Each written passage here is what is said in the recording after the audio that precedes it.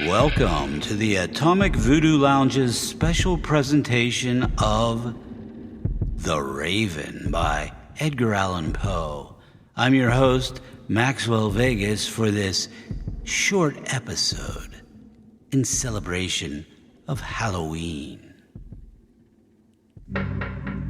The Raven by Edgar Allan Poe. Once upon a midnight dreary, while I pondered, weak and weary, over many a quaint and curious volume of forgotten lore, while I nodded, nearly napping, suddenly there came a tapping, as of someone gently rapping at my chamber door. "'Tis some visitor," I muttered, tapping at my chamber door. "Only this and nothing more." Distinctly I remember it was in the bleak December, and each separate dying ember wrought its ghost upon the floor. Eagerly I wished the morrow.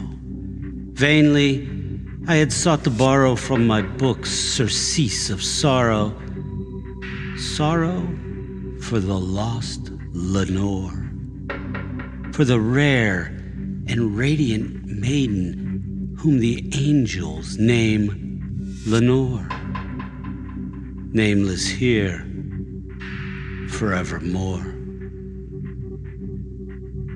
And the silken, sad, uncertain rustling of each purple curtain thrilled me, filled me with fantastic terrors never felt before, so that now, to still the beating of my heart, I stood repeating, "'Tis some visitor entreating entrance at my chamber door, some late visitor entreating entrance at my chamber door.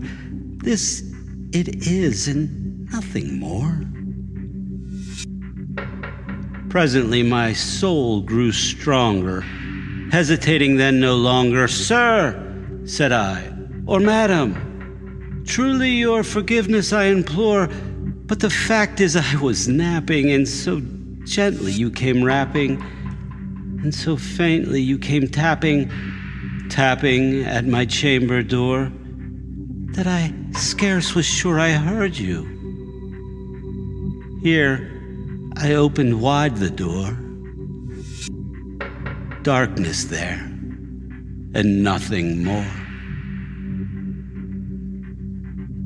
Deep into that darkness peering, long I stood there, wondering, fearing, doubting, dreaming dreams no mortal ever dared to dream before. But the silence was unbroken, and the stillness gave no token, and the only word there spoken was the whispered word, "Lenore?" This I whispered, and an echo murmured back the word, "Lenore." Merely this, and nothing more. Back into the chamber turning, all my soul within me burning, soon again I heard a tapping somewhat louder than before. "Surely," said I, "surely this is something at my window lattice. Let me see then what thereat is, and this mystery explore. Let my heart be still a moment, and this mystery explore. 'Tis the wind, and nothing more." Open here I flung the shutter, when with many a flirt and flutter, in there stepped a stately raven of the saintly days of yore. Not the least obeisance made he, not a minute stopped or stayed he, but with mien of lord or lady perched above my chamber door, perched upon a bust of Pallas, just above my chamber door, perched and sat, and nothing more. Then this ebony bird beguiling my sad fancy, into smiling by the grave and stern decorum of the countenance it wore. Though thy crest be shorn and shaven, thou, I said, art sure no craven, ghastly grim, an ancient raven, wandering from the nightly shore. Tell me what thy lordly name is on the night's Plutonian shore. Quoth the raven, nevermore. Much I marveled this ungainly fowl to hear discourse so plainly, though its answer little meaning, little relevancy bore. For we cannot help but agreeing that no living human being ever yet was blessed with seeing bird above his chamber door, bird or beast upon the sculptured bust above his chamber door with such a name as Nevermore. But then the raven, sitting lonely on the pallid bust, spoke only that one word, as if his soul in that one word he did outpour. Nothing farther than he uttered, not a feather than he fluttered, till I scarcely more than muttered, other friends have flown before. On the morrow he will leave me, as my hopes have flown before. Then the bird said, nevermore.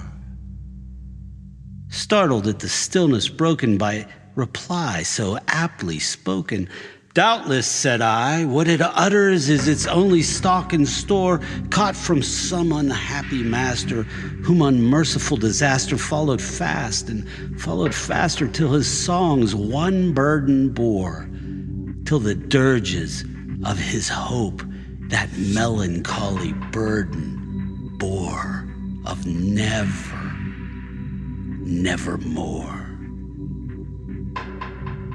But the raven, still beguiling all my fancy into smiling, straight I wheeled a cushioned seat in front of bird and bust and door.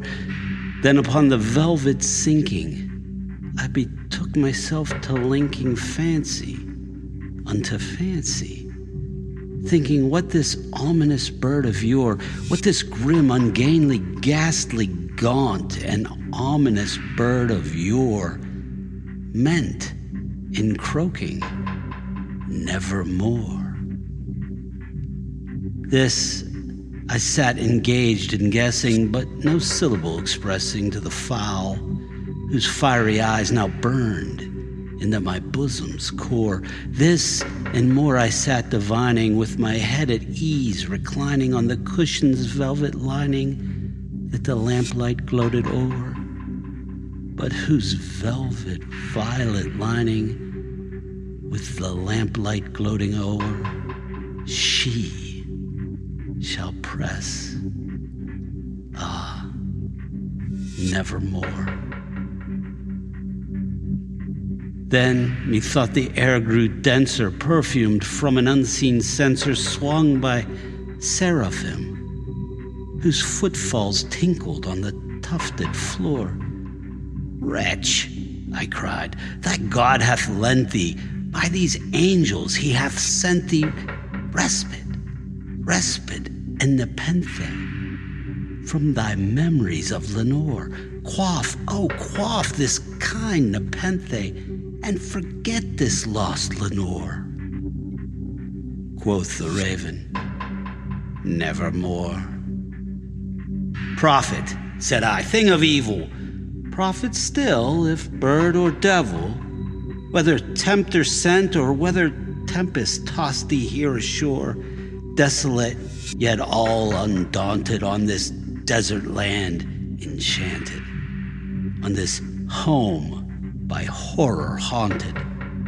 Tell me truly, I implore, is there balm in Gilead? Tell me, I implore. Quoth the raven, nevermore. Prophet, said I, thing of evil, prophet still, if bird or devil, by that heaven that bends above us, by that God we both adore. Tell this soul with sorrow laden, if within the distant Aidenn it shall clasp a sainted maiden whom the angels name Lenore. Clasp a rare and radiant maiden whom the angels name Lenore. Quoth the raven, nevermore. Be that word our sign of parting, bird or fiend, I shrieked, upstarting. Get thee back into the tempest and the night's Plutonian shore. Leave no black plume as a token of that lie thy soul hath spoken. Leave my loneliness unbroken. Quit the bust above my door. Take thy beak from out my heart, and take thy form from off my door. Quoth the raven, nevermore. And the raven, never flitting, still is sitting on the pallid bust of Pallas just above my chamber door. And his eyes have all the seeming of a demon's that is dreaming, and the lamplight o'er him streaming throws his shadow on the floor, and my soul from out that shadow that lies floating on the floor shall be lifted never more.